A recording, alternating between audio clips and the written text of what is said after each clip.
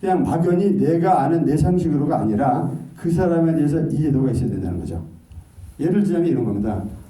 저 같은 경우가 이제 나중에 이제 사람 공부하게 되면 이제 비즈니스 사주도 이제 기회가 있으면 저는 이제 여러분들 위해서 가르칠 건데, 저 같은 경우는 그때 이제 저 스폰서님하고 이렇게 만나서 얘기를 하면서 제가 제일 먼저 한 얘기가 뭐였냐면, 아씨 이렇게 좋은 거 있으면서 왜 이렇게 늦게 나한테 얘기했냐고 했어요. 우리 40년 지기거든요. 아마 모르긴 몰라도 굉장히 조심스러웠을 수도 있을 거예요. 괜히 말 잘못했다가는 어쩔 것 같다. 근데 저는 일단 김웅재 사장님이 원래 알고 있었고 신뢰를 했었기 때문에 뭘 하자고 해서 이미 억셉트를 했었을 거란 말이죠. 그런데 아마 지금 여러분 주변에서 보면 아직까지도 뭔가 여러분들이 이렇게 망설이고 있다면 그 사람에 대한 무슨 사람 연구를 좀 하셔야 돼요. 그 다음에 두 번째는 뭐냐면, 나는 이 사람한테 정말 알리고 싶은데 무언가 모르게 좀 나한테 별로 감정이 안 좋다든가 느낌이 안 좋을 수도 있잖아요.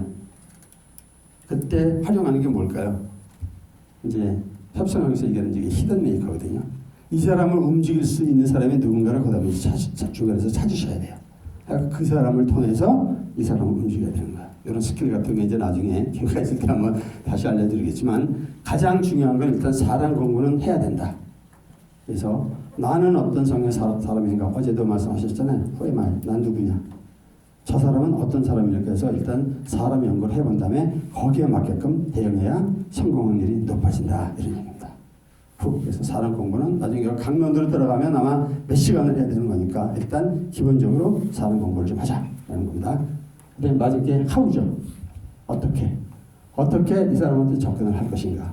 이때 중요한 게 뭐냐면 타이밍입니다. 그 사람의 분위기도 봐야 되고 그 사람의 환경도 봐야 되고 다 봐야 돼요. 지금 한창 잘 나가는 사람, 자기가 봤을 때 지금 예를 들어서 통닭집을 하든 뭐라든 항상 장사가 지금 잘 되고 있다. 그 사람한테 얘기하면 별로 안 믿기죠. 그렇죠. 우리가 왔을 때는 아무래도 참 보면 안타깝고 해도 그 사람 입장에서는 나름대로 매수를 다 해서 잘 살고 있는 거잖아요. 적당한 타이밍이 있다는 거죠. 그래서 내가 내 입장에서 우리 사업을 소개를 했는데 그 사람이 거절했다고 해서 전혀 상처받을 이유가 없는 거죠. 그 사람 입장에서는 가장 최선을 지금 전달을 하고 있는 거죠. 그래서 어떻게 전달할 건가에 대한 전략은 하나하나 치밀하게 한 사람 한 사람씩 만들어가야 성공 확률이 높아진다. 그런 얘기입니다. 예를 하나 들자면, 어제 이제 우리 김웅재 사장님이랑 이제 차 타고 쭉 내려오면서 원래 이제 그저께 만나기로 했던 이제 친구가 한 사람이 있어요. 친구라기보다는 이제 사회 친구인데, 이 사람이 뭐냐면 크루즈 사업을 굉장히 크게 하는 사람이에요. CCK라고 해서 롯데 관광보다도 경쟁력이 있어요. 단순한 에이전트가 아니라 배 전체를 이 양반이 딱 아도치고 그 아도친단 말이 맞나요? 그래서 전 세계를 내서 그리고 고객을 모집을 하고 그러고 나서 크루즈를 띄우는 사람이에요. 그러니까 굉장히 사이즈가 큽니다. 그래서 한번 띄우고 나면 몇 억씩 벌게 이런 사람이었는데, 한 번은 배를 전체적으로 딱 렌트를 하고 그리고 고객을 모집하고 이제 보면 이제 보증금도 좀 받고 막 이랬는데 코로나가 빵 터진 거예요. 그러니까 어떻게 해야 되죠? 돈은 돈대로 다 물어줘야 되고 선사금 계약이 됐으니까 계약금 물고 그러다 보니까 몇 억을 날린 거예요. 그러니까 어떻게 보면 어때요? 굉장히 성취가 컸죠. 그래갖고 몇 년 정도 지나고 있다가 요즘에 이제 새롭게 이제 사업을 시작한다고 연락이 온 거예요. 도와달라. 그래서 어떻게 도와줄지 모르겠으나 어쨌든 한번 와라. 그런데 축구하다가 발가락이 부상이 당했다고 이제 다음 주에 오겠다고 그래. 그래서 다음 주에 만날 건데 딱 들은 생각이 뭐냐면, 이거 오로지 제 생각입니다. 가만히 있어봐. 우리가 알기로는 지난 연말에 태국을 우리 직급 가지신 분들이 회장님하고 다 같이 다녀오셨잖아요. 그럼 이걸 크루즈로 돌리면 어떨까? 라는 생각이 제 입장에서 들었어요.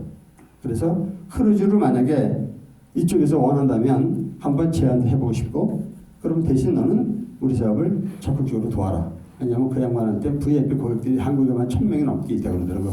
소개되면 난 이제 그쪽 시장으로 치고 들어가겠다. 라는 게 내 계산이었어요. 고객은 창출하는 겁니다. 얼마든지. 사람이 없다? 그렇지 않아요. 사람은 주변에 널리고 널려 있어요. 자신감을 든다면. 그렇죠? 이렇게 하나하나씩 이제 찾아나가길 하고요. 자, 그 다음에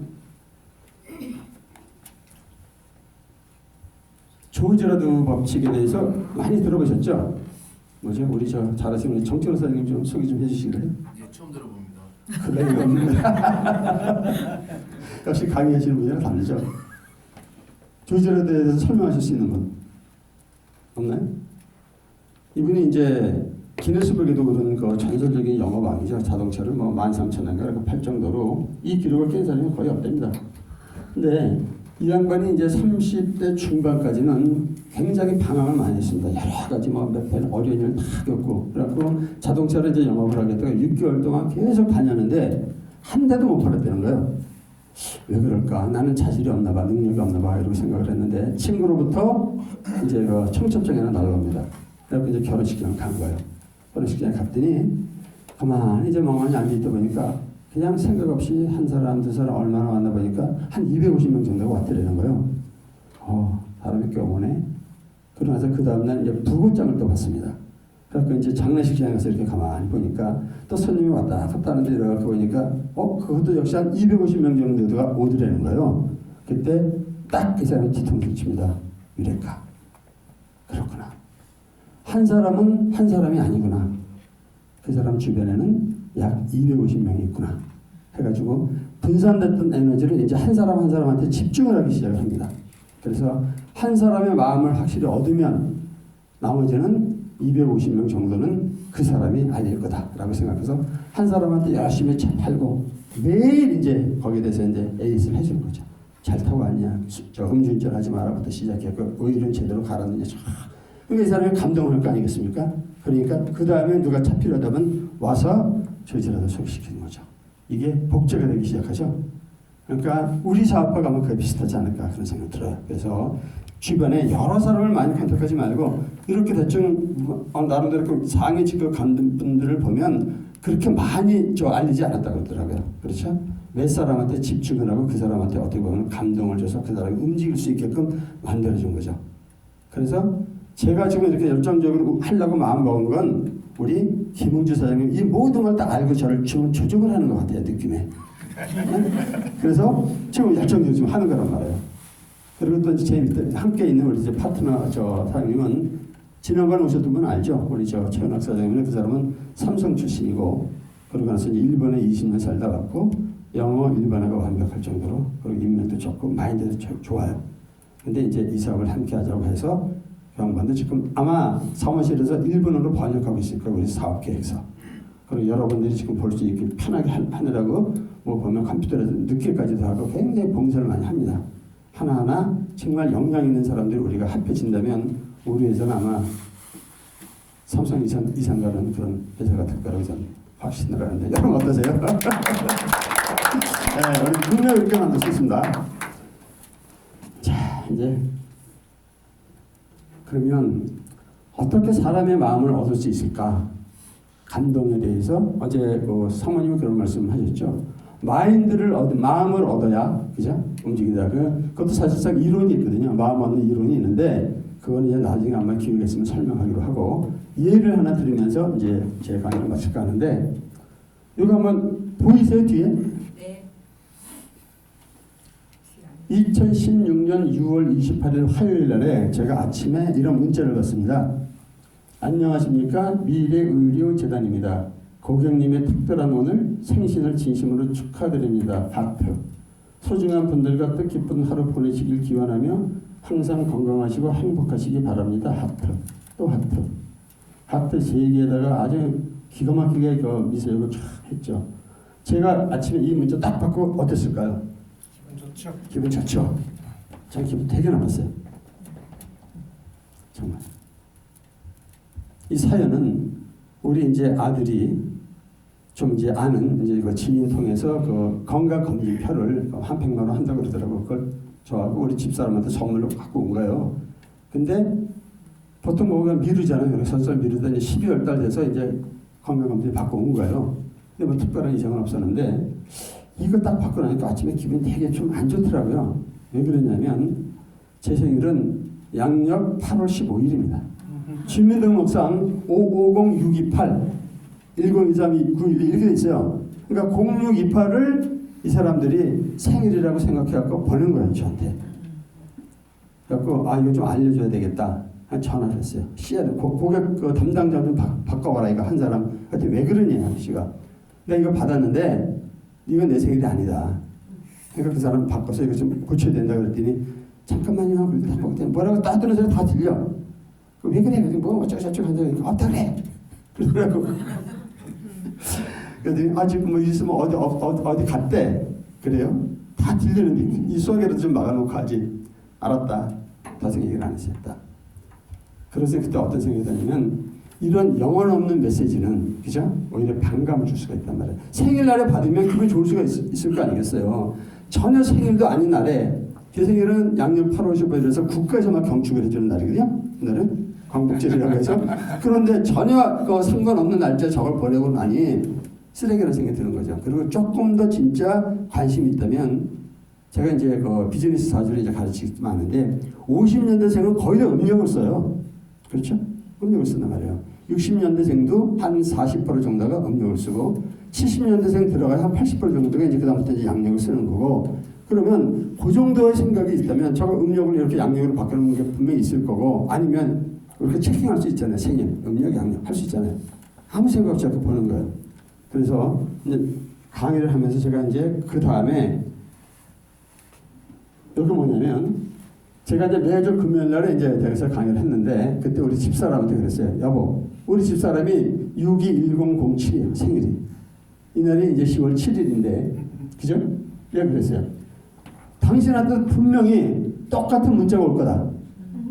오면 나한테 강의 자료를 쓰게 그걸 나한테 좀 보내주라 그런 거예요. 아니나 달라? 그렇게 온 거예요. 똑같죠? 달라는 거 뭐 있어요? 이름이 있나 뭐 하나도 하트 세개 있는 것도 똑같고 다 똑같은 거예요. 이거 뭐예요? 하나 메뉴를 만들어 놓고 그냥 무작위로 찍 보내는 거예요. 자기네는 나름대로 고객 관리한다고 하는 거죠. 영혼이 없잖아요. 정성이 전혀 들어가 있지 않아요. 이건 감동을 줄 수가 없죠. 저 같은 사람한테 오히려 반감을 준단 말이에요. 그래서 그다음에 제가 강의할 때마다 얘네들을 싣고 다니는 거예요. 특히 병원, 이제 학교정도 보면 병원 많이 했거든요. 병원 가서 강의할 때 얘기 많이 했어요. 절대 이런 거 보내지 마라. 정말 보내고 싶으면 생일 정확히 알고 그렇게 보내라. 이렇게 얘기를 하는 거죠. 어떤 메시지인지 이해가시죠?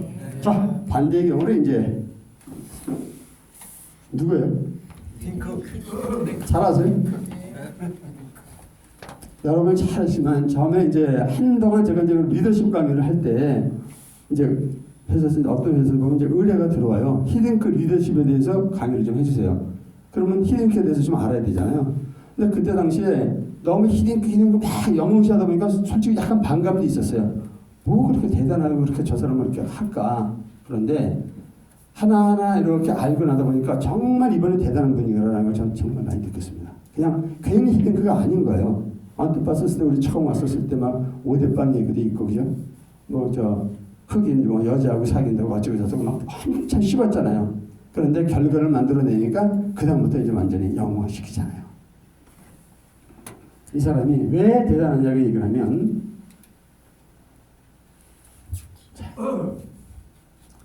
지성 너는 큰 별이 될 거야 생일 축하해. 이게 뭐냐면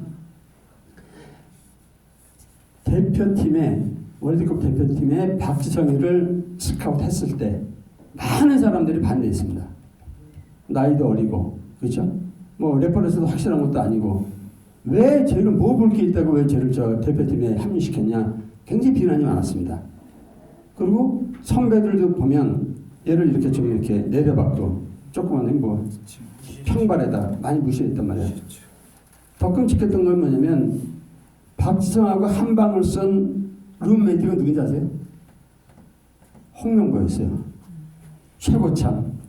그러니 운동하는 사람들은 알겠지만 1, 2년 선배만 하늘 같았거든요. 근데 10년 이상의 선배니까 얼마나 힘들었겠어요. 그러니까 마음고생 굉장히 많이 했다고 그러더라고. 그리고 스스로 나는 정말 저 대표팀에 있을 자격이 없는 거 아닌가라는 그 자격에 많이 빠졌었다고 그러더라고. 그런데 꾸준히 관심을 갖고 어떻게 보면은 저 케어를 해주는 게 히딩크인 거예요. 가능성을 본 거죠. 그래서 박지성 생일이 음력 2월 20 며칠인 거예요. 그런데 이제 그 매니저를 통해서 물어봤대요. 박지성 생일이 언제냐? 몇 월 며칠이다. 동양 사람들은 음력, 양력을 쓰고 있는데 그것까지 정확히 알아봐라. 알아본 거야. 그러니까 호적성 얘도 좀 음력을 쓰는 거야. 그래갖고 그 날짜를 정확히 해서 새벽 아침에 요만한 케이크에다가 실제로 손글씨를 썼대요. 이렇게 지성 너는 큰 별이 될 거야. 생일 축하해. 핑크. 몇 자예요? 하나 둘 셋 넷 다섯 여섯 일곱 여덟 아홉 열 열한 열둘 여섯 열 열다 열여덟 18자예요. 18자. 아까 글자는 72자입니다. 어느 게 감동일까요? 박지성이 생일날 아침에 이 축하하고 이만한 케이크 받아놓고 펑펑 울었답니다. 그때 다짐을 해요. 뭐라고 다짐하냐면 내가 우리 감독님을 위해서라면 그라운드에서 죽겠다. 쓰러져 죽겠다. 이렇게 각오를 다졌다는 거죠. 그래서 여러분들은 기억하실지 모르지만 이것도 사실 동영상 좀 봐야 되는데 이 장면 기억나세요? 기억나세요? 포르투갈전인가 해서 가슴 트리핑하고 골 딱 넣은 다음에 막 뛰어가서 안기는 겁니다. 이때 박지성 얼굴은 보이지 않지만 피딩크가 앉았을 때 이 두 사람이 느끼는 이 교류는 상상 초월일 겁니다. 그렇죠? 서로 축하해주고 서로 진짜 감동인 거죠. 저 그때 이 내용을 알고 나서 영상을 한 몇십 번을 돌려봤어요. 그러면서 그 어떻게 보면 그 느낌을 이렇게 한번 가져보고 싶었거든요. 그래서 한 사람을 움직이는 건 이 감동의 힘은 이렇게 무섭구나. 그래서 그 이후에 뭐 어떻게 보면 진로에 대해서는 아마 여러분들이 더 많이 알 것이고 그렇죠. 그래서 세상이라는 건 그런 것 같아요. 여러 사람보다도 한 사람한테 진짜 감동을 줄 수 있는 내가 그런 사람이라면 그러면 아마 우리 사업뿐만 아니라 우리 전체가 엄청나게 크게 성공할 수 있지 않을까 그런 생각을 해봅니다. 맞나요? 네. 자, 이제 짧은 강의 이제 이걸 마무리하고 그다음에 이제 마지막으로 한마디만 하고 이제 마무리하겠습니다. 원래 강의 시간은 잘하는 강사는 보면 항상 조금 일찍 끝내야 되거든요. 그래서 조금 듬성듬성 얘기를 했는데 아직 5분이 남아 있으니까 저 아프리카에 가면 한 그 프락에 매월 족장이 전 멤버를 소집을 한답니다. 어디 가면 산으로 가는 거예요. 왜 그러냐면 노루사냥을 하러 간답니다. 노루사냥 한 달에 한 번. 그건 뭐냐면 보통 때 얘네들은 매일 자기 가족을 위해서 토끼 사냥을 해요. 토끼 잡아갖고 가족끼리 먹는 거죠. 근데 이때는 매월 한 달에 한 번씩 모일 때는 노루 사냥을 하는 겁니다. 그러니까 노루를 잡으면 그거는 식구 전체가 그러니까 그 부락에 있는 그 부락 전체가 공동으로 n분의 1 이렇게 나눠 가는 거예요. 조건은 뭐냐면 노루를 몰기 시작하면 노루는 산 위로 점점 간다는 거죠. 그러니까 수백 명이 쭉 강강술래 하듯이 이렇게 줄을 짠 거죠. 그래갖고 서서히 포위망을 좁혀서 가는 거죠. 이렇게. 그래서 이제 어느 정도 포위망이 딱 좁히게 되면 나중에 이제 노루가 갈 데가 없으니까 쫓아가서 노루를 사냥하고 n분의 1 이렇게 나누는 거죠. 그런데 가끔 한 사람이 이렇게 지나가다 보면 토끼가 지나가거든요. 그러면 토끼를 잡으러 쫓아갈 때 그때 노루는 기가 막히게 그걸 알고 고통을 비집고 도망을 간다는 거죠. 어떤 뜻인지 아시겠죠? 우리가 아마 한 달에 한 번 모이는 지금 한 달에 한 번 정도 모이나요? 그 의미는 아마 큰 비전 전체를 위한 노루사장을 위해서 우리가 지금 모이는 거라고 생각을 해요. 그러니까 평상시에는 각자 토끼사냥 열심히 하시고 그리고 이렇게 모였을 때는 노루사냥을 위해서 함께 약간 희생하고 봉사하는 그런 모임이 됐으면 좋겠습니다. 할 수 있죠? 자, 우리 모두 건강과 행복을 기원하면서 제 강의 마치겠습니다. 감사합니다. 고맙습니다.